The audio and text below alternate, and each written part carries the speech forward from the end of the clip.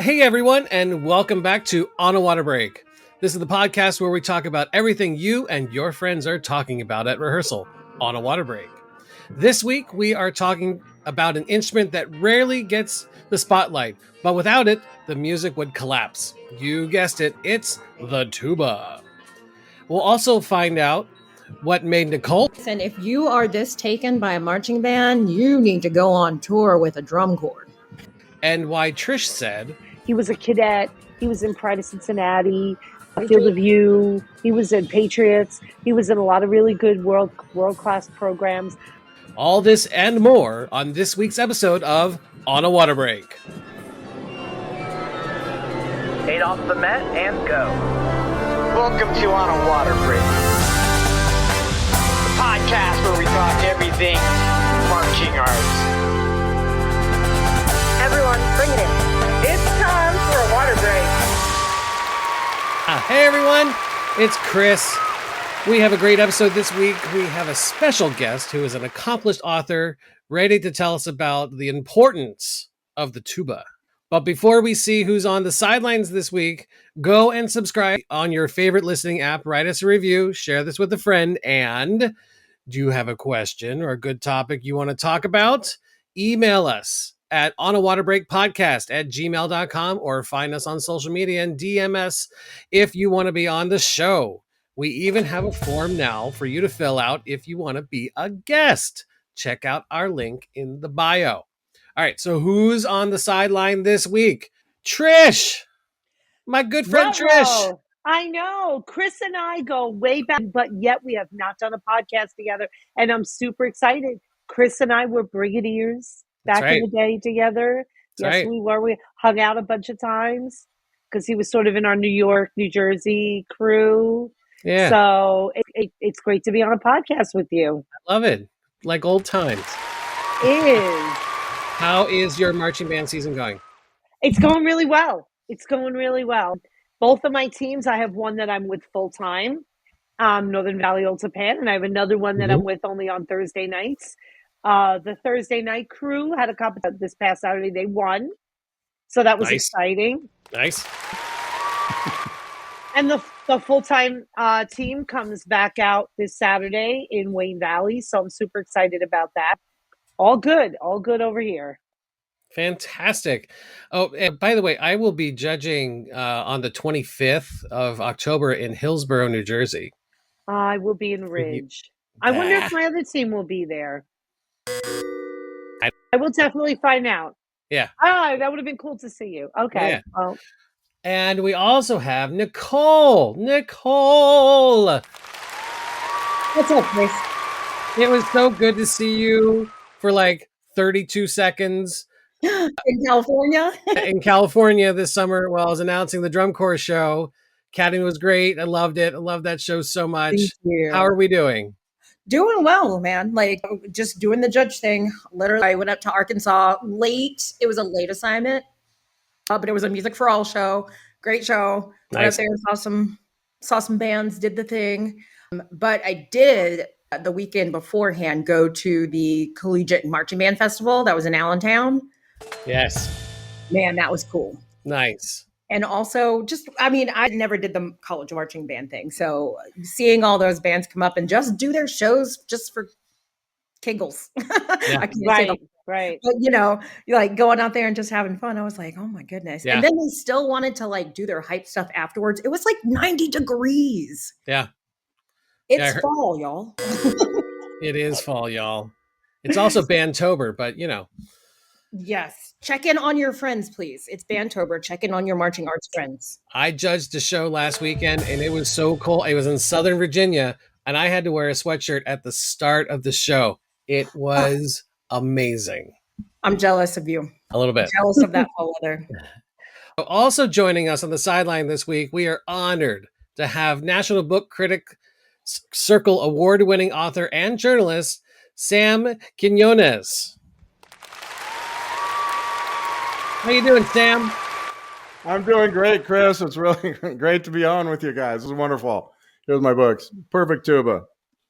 It is so great to have you on the show. We're going to talk about your book here in just a second, but Right. We do have a recurring segment on this show for all of our new guests called the 32 Count Life Story. You Right. tell us everything about your life from beginning today in 32 counts. This might be harder than that. About from what I've seen your show several times, and it seems like that's a metronome count about 125 or something like that. pretty good. 130. Pretty good. That's Yep. pretty fast. That's pretty fast, man. Oh no, you got this. You got this. All right. Well, Are you ready? My best shot. We'll see how he goes. All right, here we go. Can we get the med up? Just tell me when to start shouting. And you're in. Go. I'm from California, reporter for 38 years, crime reporter for a long time, covered 200 murders, crack gangs, moved to Mexico where I wrote my first 2 books, came back to work for the LA Times where, among other things, I wrote 2 stories of the popularity of the tuba in Mexican LA, left the Times, wrote 2 books about our national opioid epidemic, OxyContin, heroin, fentanyl, and meth. And finally, after that, the Perfect Tuba, which is about tuba players and band directors because I wanted a change. Dude. How'd I do? You did it. Box 5, man. Like, first place. I'm cross-eyed by now. Most of our guests will go past, will play past the ending here, but you nailed it. That was great. Don't know how I did that, but I'm glad to hear it. So let's talk about your book here. So this is called The Perfect Tuba, Correct. Forging Fulfillment from the Bass Horn, Band, and Hard Work.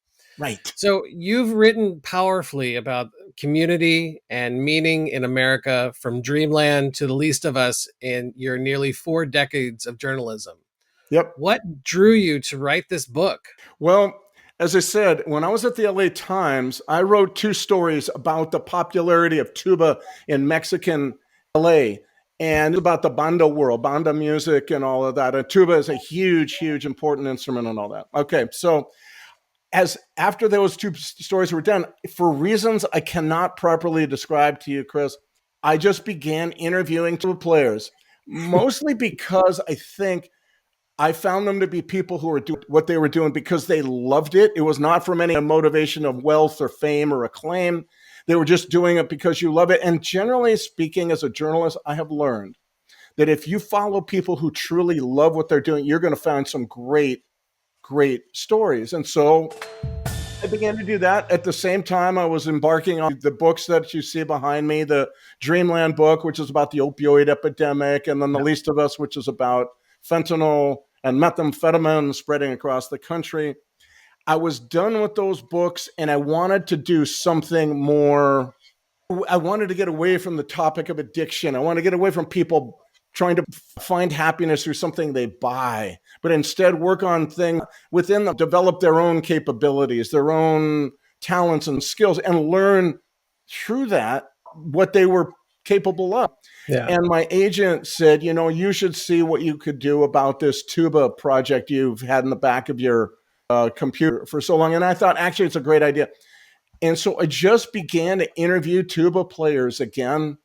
And the project just came alive. It was beautiful. The stories were the main thing. But along the way, too, I began to include band directors because I realized that band directors and tuba players have a lot in common. You can't really name a tuba player.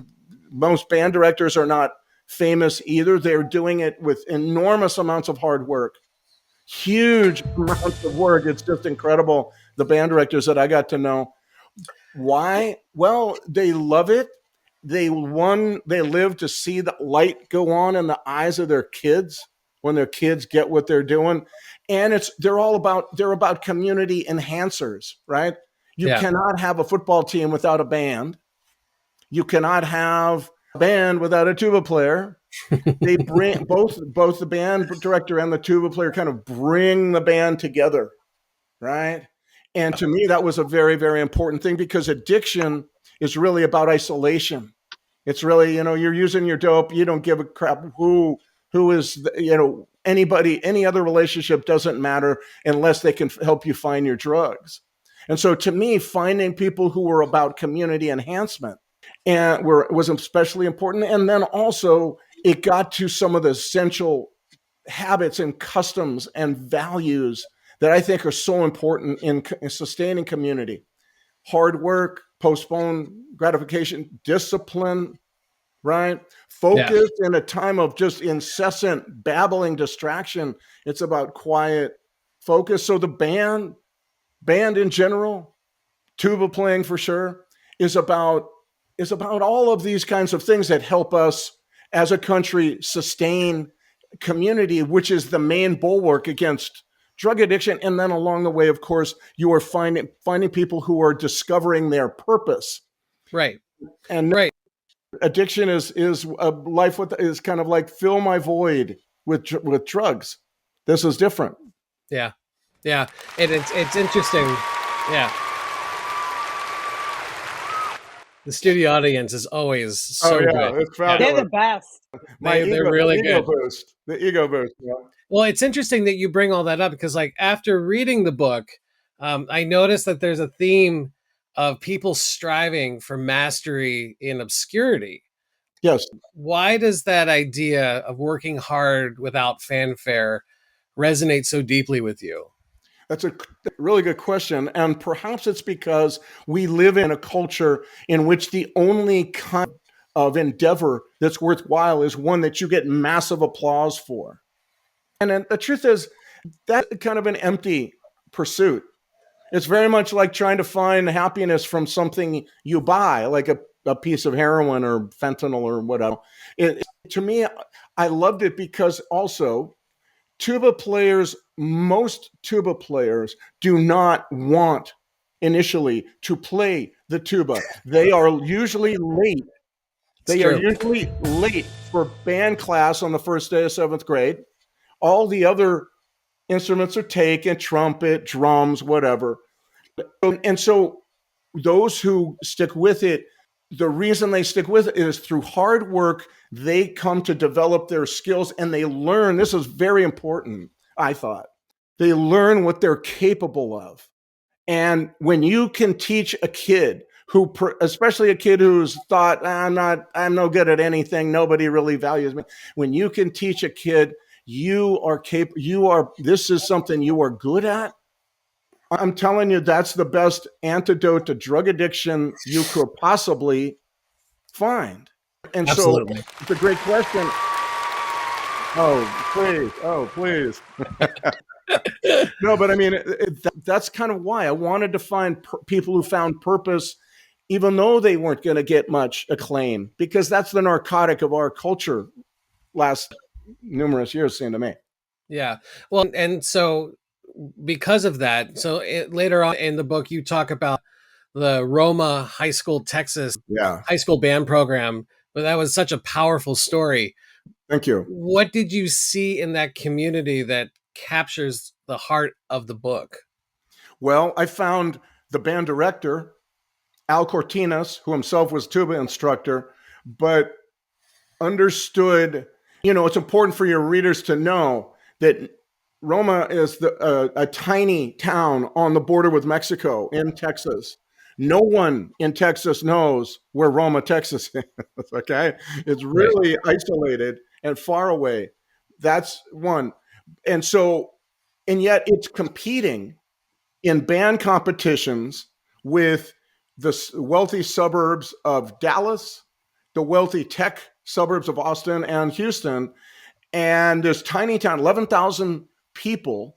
How did that happen? And the way it happened was that one band director who believes deeply in the salvation power of band, his own life was saved because of band, he believes in it, was in another district years before, and he understood that two things were happening in band he had to save his kids from. One was the Mexican drug cartels were expanding, and a lot of the kids right there on the border were getting involved in that because it's easy money and all that. The other was that Texas band in competition was changing so that bands were no longer just judged on like a number system, 1 to 5, how well they march, that kind of thing. They were now judged as pitted against each other, and kind of one would win, one would come in first, second, third, that kind of thing. He thought that pretty soon his bands would never be able to compete if they didn't get much better Yep.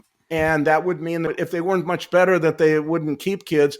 And then he would lose out in this very desperate competition against the drug cartels, because after all, the cartels were offering money and trucks and all the rest. And what was he offering? Hard work, postponed gratification, Yeah, all the things. He institutes this system in Roma, Texas, that these are kids who can barely afford instruments and cannot afford music lessons. And he institutes a system that the district very wisely goes along with, investing in many more band directors so that each director can be a teacher as well as a marching band instructor. So you have one teacher who teaches all the kids in the district from 6th to 12th grade in, say, the clarinet. And then there's one for the saxophone. And then there's one for the French horn. And then there's one for drums and the tuba and all that. And through that, he is able to recognize and then nourish and cultivate the talents, the dormant talents that were there in those kids that was not being developed. And it's through that, over the years, that this tiny town has been able now to compete head to head with, again, the districts in Austin, the districts in Dallas. It's a little bit, I don't know if you've seen the movie Stand and Deliver that was about the East Los Angeles math teacher. Very much like that. It's like Stand and Deliver for the band world. But I'm glad you brought it up. Yeah, it's a great story. In your researching and writing with the Texas bands, did you have a chance to go see a Texas marching band competition? Oh, I sure did. I was there at the finals at the Alamo Dome football stadium in 2023, 5A. Oh, Nice. dang. Yeah, it was, here's the thing. I had never, as I said to you earlier, I don't play the tuba, and I was never in marching band in my high school. And it was a world that was kind of foreign to me. I never really paid it much attention. And so now I'm out there looking at it, trying to understand it. I thought it was fabulous. I thought there were some things wrong with it we could talk about later, but it was this, what I thought was amazing was I saw these bands from the Leander School District in near Austin, for example. The top 3 bands to win that year were all from that one district. They always are. I used to teach in Texas. They always are. Yeah, right. And here is Little Roma. You know what was cool, Chris? This one was great. A week after that show, on Facebook, I see that someone has circulated a map of Texas, each with 12 stars on it. Each star is a high school that was a finalist in that competition a week before. And see, for me, this was enormously helpful because it was exactly why I wanted to go see this, tell this story. Yeah. So the stars there were 6 around Dallas, Fort Worth, right, in the suburbs. Yep. Right? Yep. There were 4 around Austin, Leander, and maybe one other, I think. There was 1 near Houston. And then you could miss it very easily. But all the way down at the very bottom of the map was this little star almost down to the Gulf of Mexico. And there was Roma. There it is. Yeah. And to me, it didn't really matter. They came in, I think, 10th out of 12. I thought, but here's the thing about band. When you place way too much focus on winning, there's a story that goes, the band directors asked, how'd your band do this year? And the band director goes, too early to tell. Talk to me in 10 years. Band is about winning later. Yeah. It's what those kids end up doing. And in fact, I ended up interviewing kids who had been part of the Roma team, the band, in 2003. So it was 20 years later. And they were all, they were doing wonderfully well. The entire low brass section, I interviewed all of them from that one year. Many of them were band directors. Others were involved in, one guy was a paramedic. So this was a district where the dropout rate was very, very high, yet the graduation rate at the school among the band seniors was like 100%. Yeah, absolutely. We have long said that kids that stay in band go on to do great things later on in life. Absolutely. and band makes you smarter. You score 10 to 15% higher on tests. It uses both sides of your brain at the same time. And Right. it is a language that you will keep with you your entire life. Just, music is a language just like Spanish or French or German or Japanese. It is a universal language. They could travel all over the world, go play with someone that doesn't speak their language, and they could still be able to communicate. So absolutely. One of the things, I don't know if you have any thoughts on this, but I have come to try to estimate what percentage of the American population was once in band, either junior high, high school, or college. And I have to think, I don't know, I'm surely biased because I'm looking for it, but it seems to me like a third or something like that. I think it's very high. Every time you ask someone who is like a celebrity right now, they have all gone back to like, oh yeah, when I was in high school, I used to be in band. So it's very high. Yeah, and I found in along the border there, city councilmen, engineers, lawyers, dentists, doctors, they all and speaking at my conferences, I do a lot of speaking on drug trafficking and all that. Judges, I met a number of judges who were in band. Of course, we're talking 30, 40 years ago now, but it's a remarkable thing. And that's what brought me to this, which is that you've got so many values and skills and habits that are inculcated in band. And it's about developing those skills that really sustain community. It's such an important thing. Absolutely. 100%. If you could leave listeners with one image or sound that captures the soul of this book, what would it be? Well, I think it would probably be, let me think. That's a really good question, Chris. I think it would be the sound of one of the so-called perfect tubas. There's two tubas in this world that are considered perfect. I was hoping you were going to say this. They're both owned by the Chicago Symphony. Yep. Both built in the 1930s by the York Musical Instrument Company of Grand Rapids, Michigan, and both considered the holy grail of tubas by all these tuba players. Like, unbelievable. It's got the reason they're so well thought of is because they are the perfect community enhancers. The symphony, Chicago Symphony brass sound, is world famous in good part because of these tubas played for the last 80 years by two guys, right. Earl Jacobs first, and then now Gene Picorni. But more than that, it's a sound of the way I use it in the book. As you know, if you read the book, is that the perfect tuba, it becomes a metaphor. It's a sound for finding something in your life, each of your lives.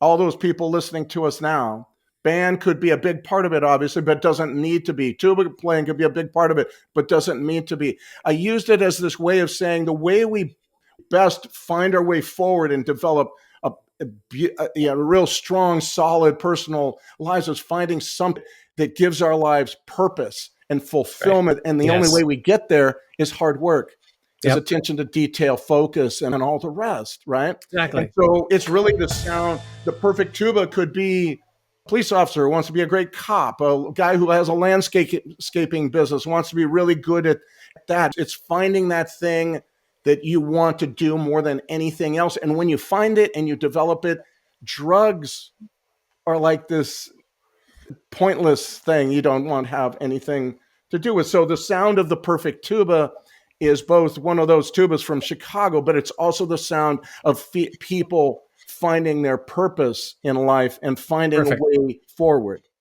Perfect. Absolutely. Couldn't agree more. So last question before we move on to our next segment. After completing this project and all the research you've done about the tuba, has tempted you to actually pick up the tuba and play it? No, it has not. I'd see. You're missing a golden opportunity, man. I know. I tried, but I'm too old for it. And I tried to play one of those famous tubas in Chicago. I'm so jealous, by the way. They're enormous. They're C tubas. They're just gigantic. It feels very much like you have a linebacker sitting on your lap, right? You know? Wow. And it's big. And also it feels, I mean, I swear to God, man, it felt like almost life-threatening to make a sound. Like I would have to blow so hard, like I'd have a heart attack or a stroke or something. In fact, the one sound that I was able to produce sounded very much like your stomach growling when you haven't had enough to eat. You know, it's like embarrassingly bad.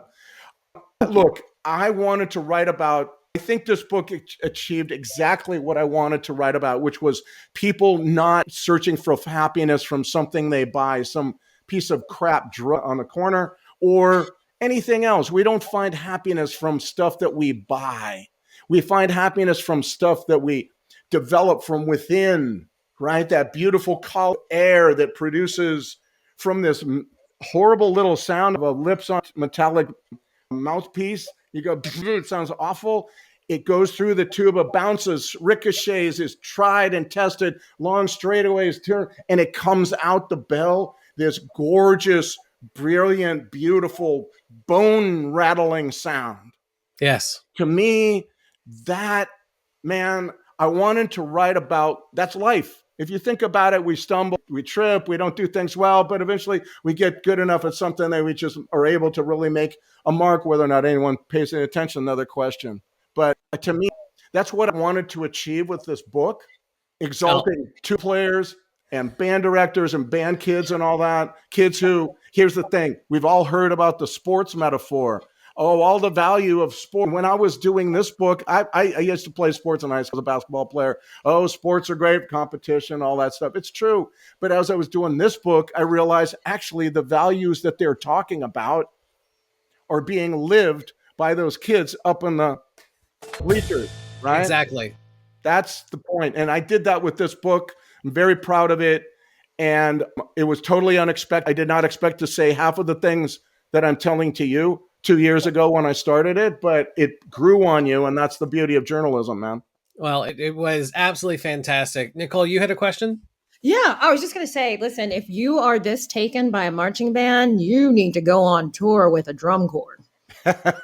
I have been around the drum corps. You talk about hard work and like you're putting your whole into it. Like you sign up to like, hey, take me wherever for 2 weeks. Yeah, just 2 weeks. Put him 2 weeks on tour. Oh my God, the book he could write. Oh man, Right. Exactly. I may now go back to writing about crime. I'm not sure. I'm still trying to figure this out.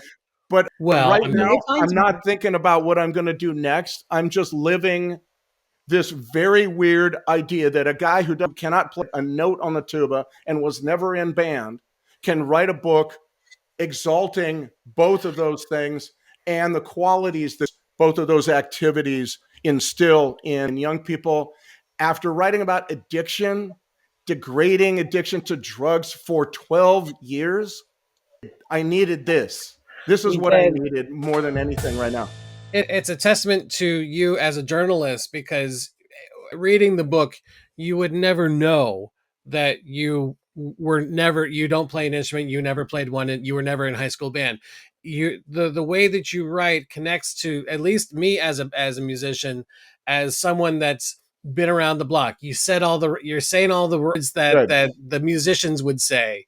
You're talking about aspects of the instrument that we complain about. You're all the different things. You captured that, and so you sounded just like one. You sound like one of us. So technically, you're part of the band. My man.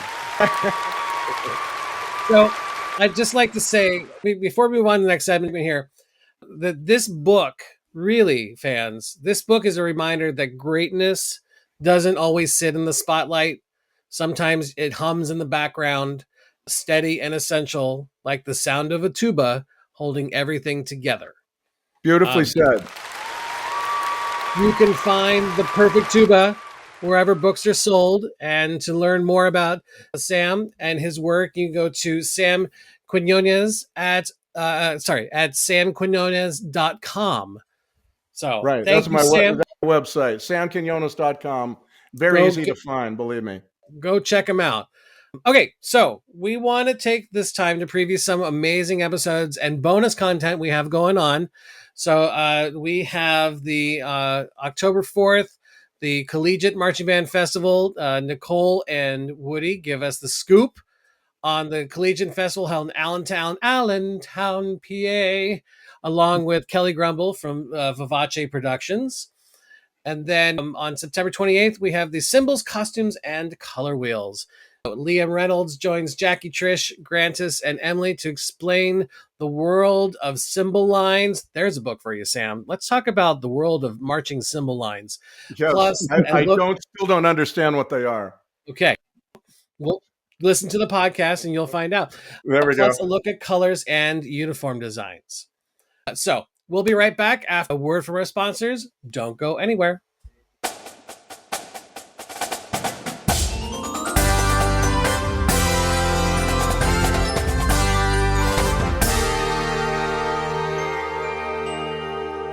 Celebrating its 25th anniversary, Guard Closet was founded as a consignment shop in 2000. Since then, it has grown to become your one-stop shop for the marching arts. Do you need consignment uniforms and flags for your color guard, marching band, or drumline? We have thousands of sets of consignments in stock and ready to ship. Do you need show design and custom choreography? Our designers have years of experience in the marching arts. Do you need to sell your items and clear out your storage areas? We take in more than 600 sets of consignments each year and return hundreds of thousands of dollars to our consigners for their sales. Do you need to have your students order shoes, gloves, and other equipment? We can set up a microsite for easy student ordering of a wide variety of items. Do you need custom costumes or flags?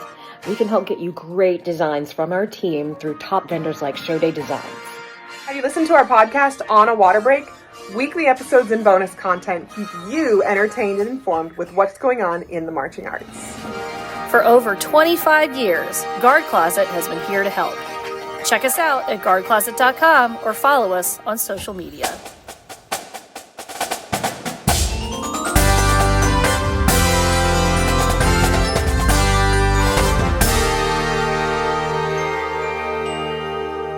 Alrighty, so hey, why don't we see what's happening in the news this week? So what's going on in the marching arts news?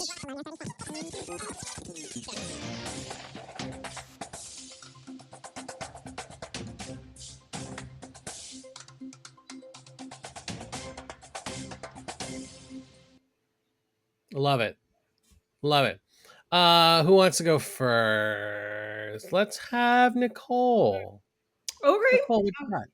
Perfect. So we've been talking a lot about, truly living out your dream. And we've been talking about Kenny at LSU. We all remember Kenny, right? Yeah. 6-year-old that went back to March. And he's so famous now. But playing the tuba, mind you. Playing the tuba. Never too young. But this is truly a time to go live out your dreams. 58-year-old horn player at NC State, it's the power sound of the South, is playing her mellophone. It's Lois Rogge.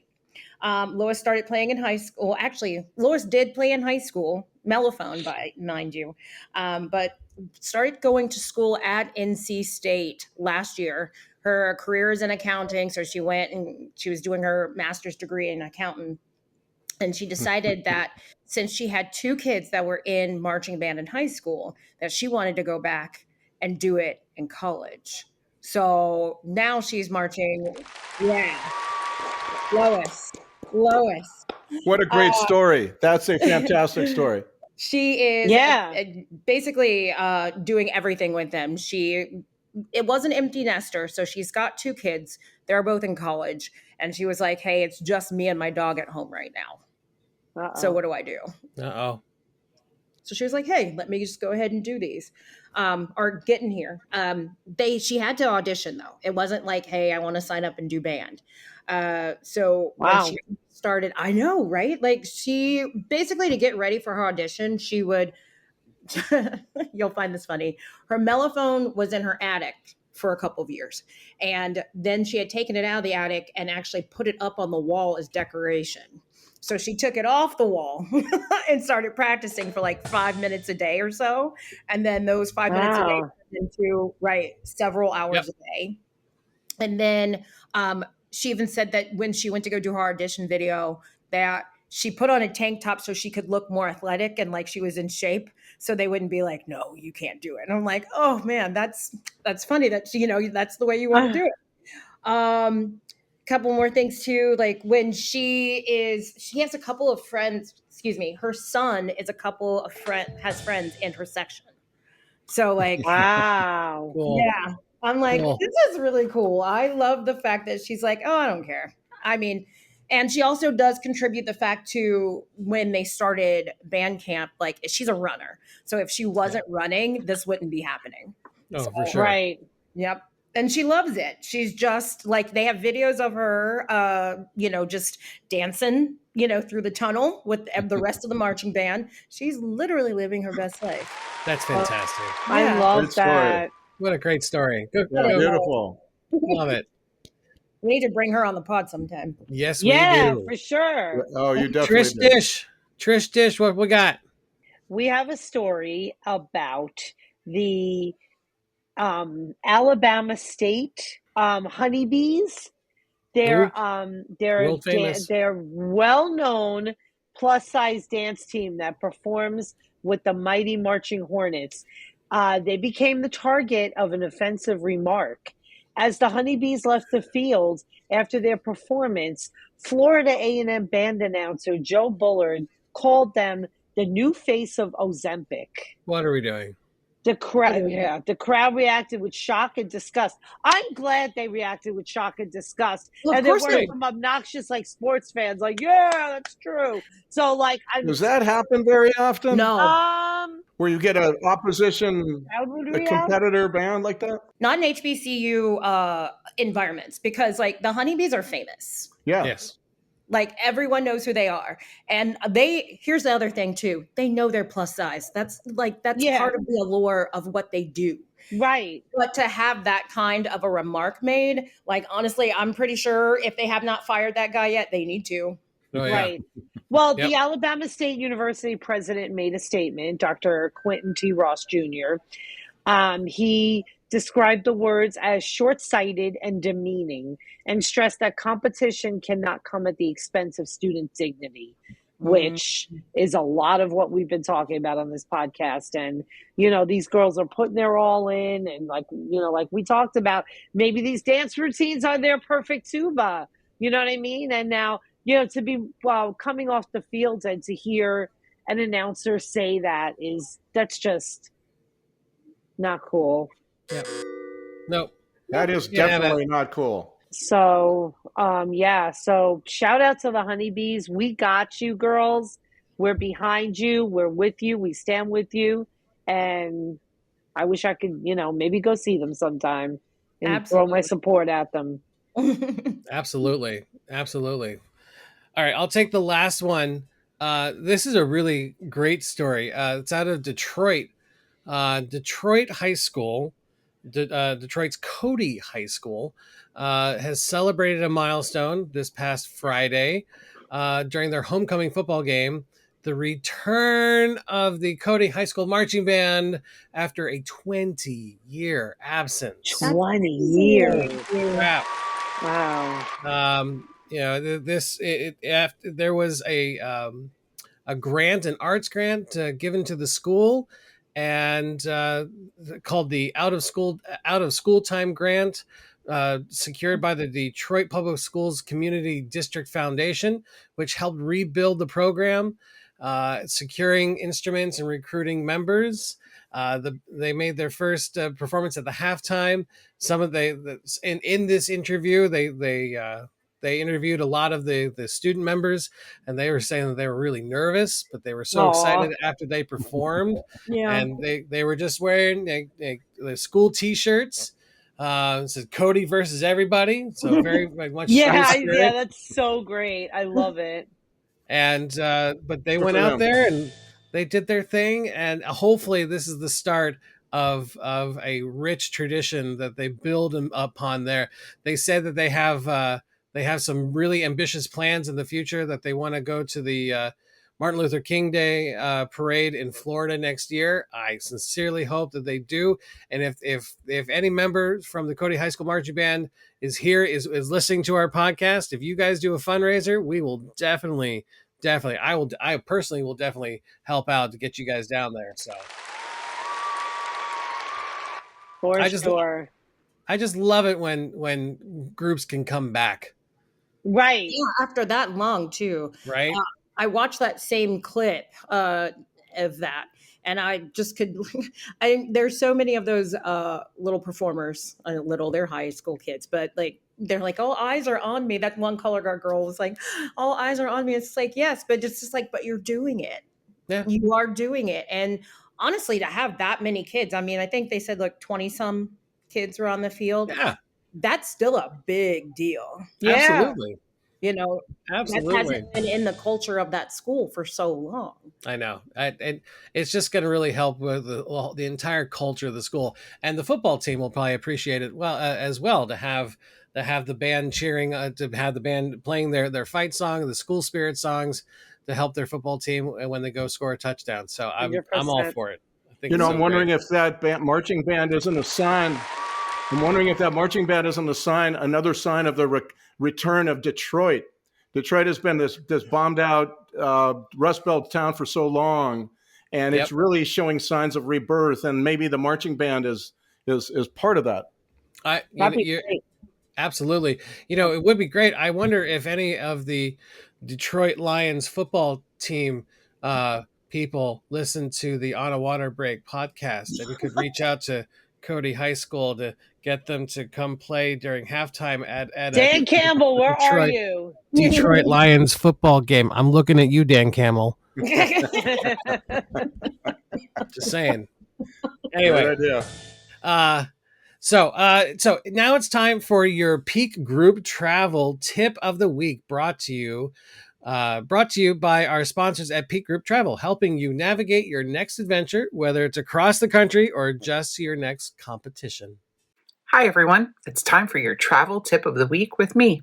I'm Beth with Peak Group Travel. Are you traveling with delicate or oversized instruments? Be sure to check with your bus company or your airline for any extra fees that you may incur or any climate-specific needs you have for your instruments.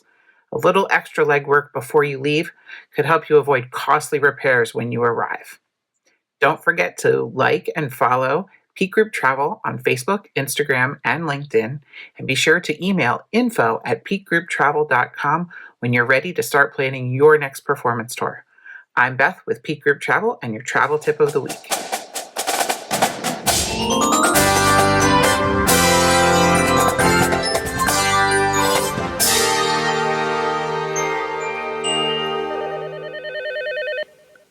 Ready to elevate your travel game? Welcome to Peak Group Travel, the ultimate adventure creators. Whether you're planning an unforgettable class trip, a once-in-a-lifetime parade experience for your marching band, or a choir tour full of memorable performance venues, Peak Group Travel handles it all, so you can focus on making memories. From breathtaking international destinations to amazing adventures right here at home, Peak Group Travel customizes every journey to your vision. We're not just planners, we're your partners for the trip you want for your students. Our online registration portal makes managing your pre-trip experience smooth and convenient. We even collect your payments if you'd like. Picture it, effortless planning, unmatched experiences, and smiles that last long after the journey ends. That's the Peak Group Travel difference. And if you choose to partner with Peak on your next tour, and you mention that you heard about us on the On a Water Break podcast, you'll earn a $100 trip credit. Discover why groups everywhere trust Peak Group Travel. Follow us on Facebook, Instagram, and LinkedIn, and be sure to visit peakgrouptravel.com today. You pick the date, and we'll make it great.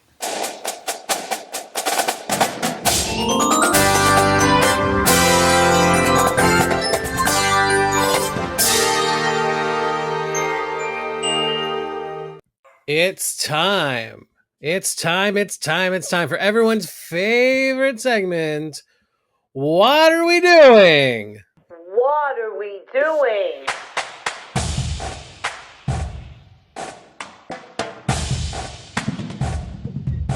What are we doing?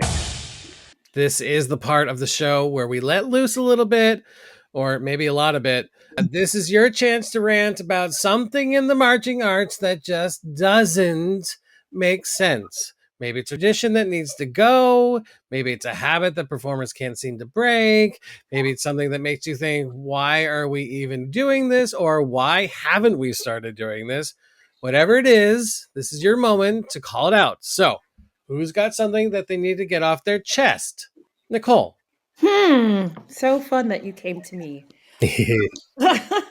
I think first I'm going to say, Trish, what are we doing with you on the podcast and you not doing your own intro? Oh, you mean I should have done it live? I would have loved that. That's not my what are we doing though. So I just wanted to say that. Because every time you're on, I'm like, oh, it's time for what are we doing? Trish, do it. Do the thing. Do the thing. What are we doing? Yes. But I think my what are we doing? And every time I always go off of like either a show that I've gone to or where I've been, to say something. And I was in a different part of the United States this past weekend. And I think my biggest what are we doing right now, and excuse me, I'll just apologize right now if I brought this up before, but we're getting into that part of the season where performance is everything. I can get it where everyone is trying to be very technically sound and like point one's over here and like, hey, my horn pops up at this point too. And a lot of marching bands are doing non-hats and they're going non-traditional with what they're wearing for a show. Perform and let them know that you're not going to be always hidden. Perform more. Projection is going to be key. And I call this your expressive window. Open up that window and let the sun shine in, folks. Kids, Agreed.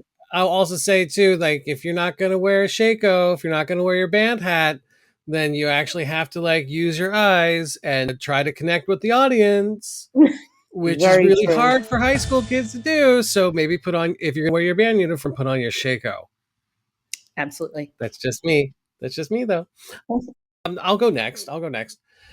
What are we doing programming culturally insensitive programs? Oh, and people in the back, please. I'm not going to name the name of the ensemble, but I'm not even going to name what they did. But let's just say that I got to see a show recently about a very popular Netflix show that focuses around contestants and games. Oh, what are we doing? What are we doing?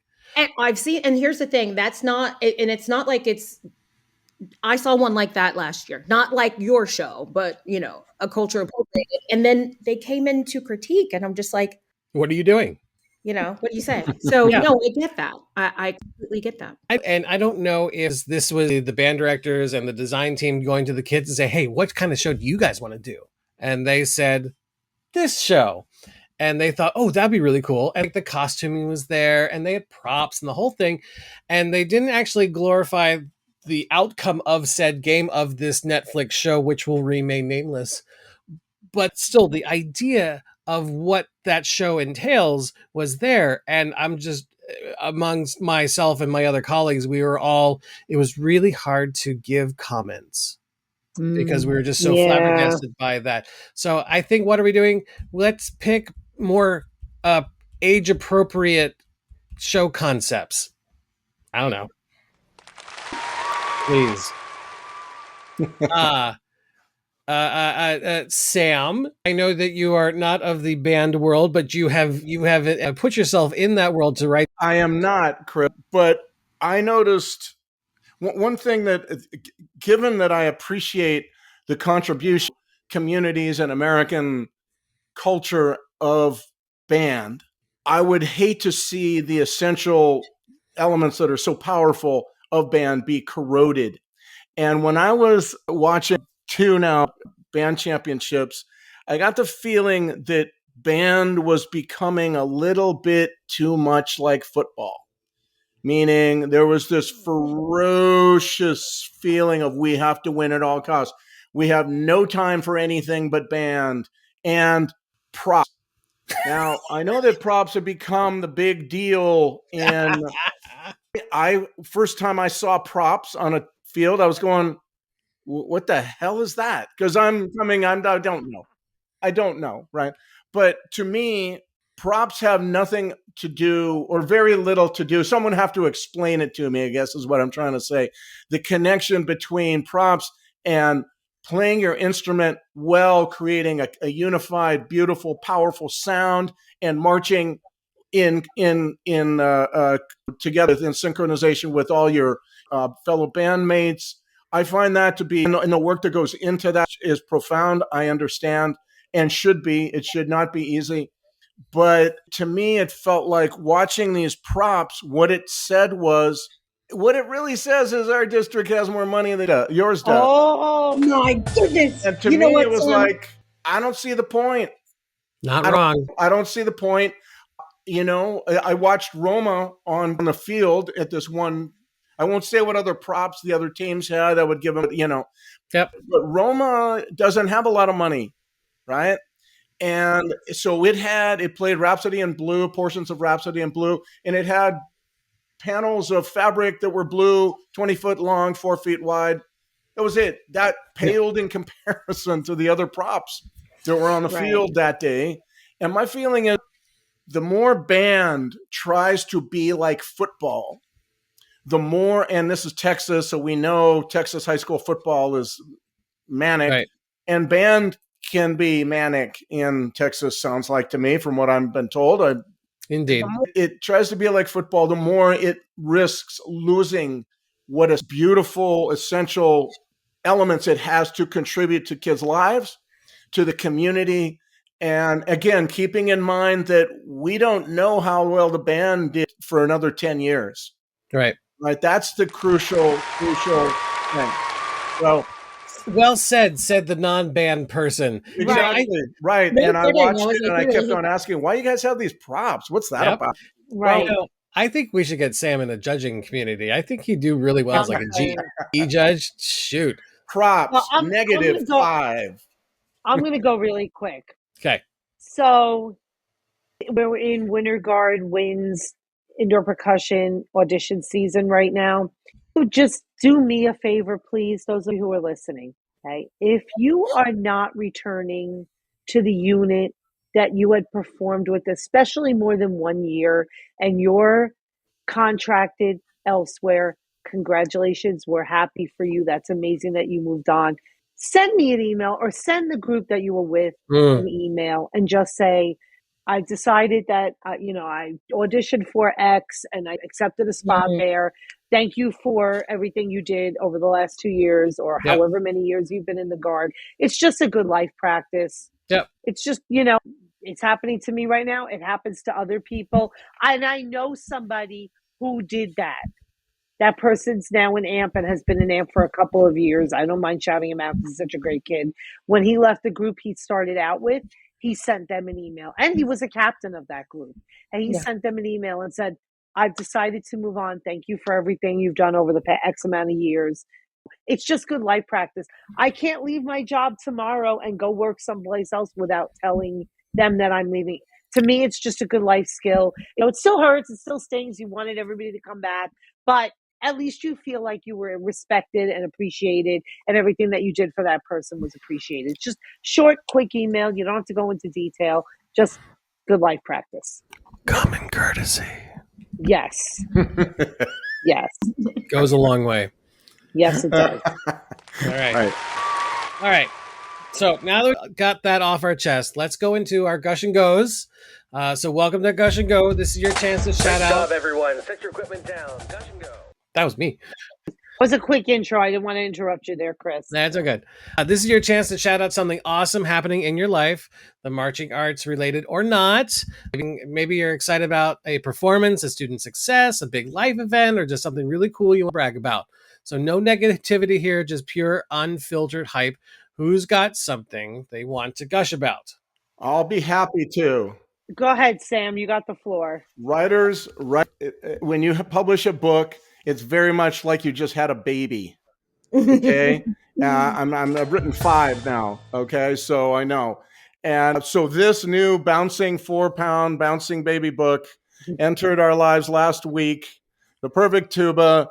It is a labor of the most beautiful love that I had to give towards a project. I loved every minute of doing it and loved getting deep into tuba player culture and band culture in this country and realized how important it all was. So this book just came out, and to me, this is like kind of dominated my life over the last week or so, and will for the next month as I continue to promote it and so on. Anyway, just wanted to thank you all so much for having me on your podcast, and this is my Gush. Awesome. We really appreciated having you on our podcast as well. Absolutely. So thank you so much. It was really, really great. I hope you all get the chance to read it.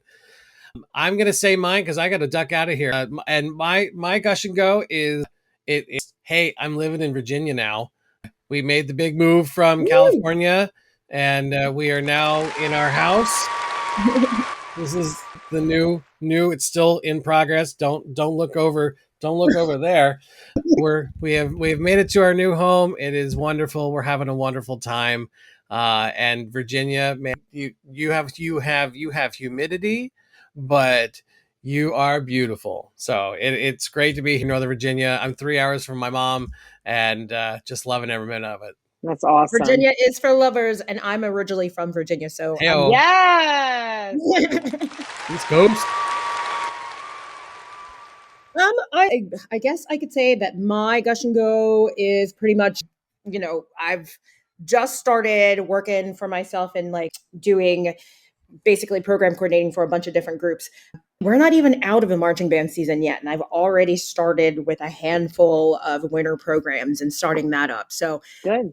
It's really exciting when you can give so much of your life to this marching arts activity and then like have it be what you do full time. And anytime, I'm like, oh, but you're so busy. I'm like, this is the good kind of busy. It's okay. This is the good kind of stress. It is okay. So just gushing and going about the more people I'm going to meet and how many more shows we're going to put out. Yeah. Excellent. I have one. It's a sad story, but I want to focus on the positive of it in my Gush and Go. Got the news late last night that a good friend, somebody Nicole knows, I think Chris might as well. Mm-hmm. My really good friend, Mike Allencourt, passed away last night. But I want to focus on the good things that he accomplished. And he was a cadet. He was in Pride of Cincinnati, Field of View. He was in Patriots. He was in a lot of really good world-class programs. In recent years, he was famous for being the old guy dancing with Post Malone. And bye, Chris. And all righty. He was actually on Ellen DeGeneres' show. He did a video. He was taking hip-hop classes later in life. A video that the studio made went viral. Yep. And he took him to Ellen DeGeneres. He had an audition with Amazing Race. I was out to dinner with him with a whole bunch of people from up here in New Jersey. He came up from Florida a couple of summers ago, and we were at a Chili's, and the waiter sent another person over to the table because he was too afraid to ask and said, my friend wants to know, are you the guy in the Post Malone video?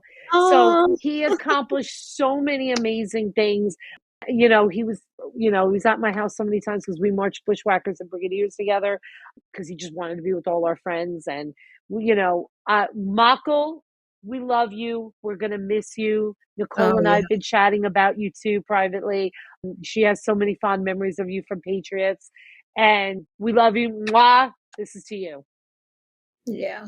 Man. Chris, that was beautiful. That was really beautiful. Thank you. Goodness. Well, I just want to say on Chris's behalf, thanks everyone for a great rehearsal this week. And thank you to everyone who was spending time with us today. Trish, always good to see you. Chris. Always good. Always good to see him too.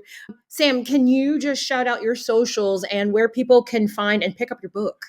Sure. You can find The Perfect Tuba at Amazon and any other independent bookstore all over the country. By now, bookshop.org is one place to go. Basically, you can find all my contact information at my website, which is just samquinones.com, SAMQUINONES.com. NONES.com. I'm on Twitter and Facebook and Instagram and then la-di-da, all that stuff. But the best place to go to see all of that is probably my website. Perfect. Thanks so much again.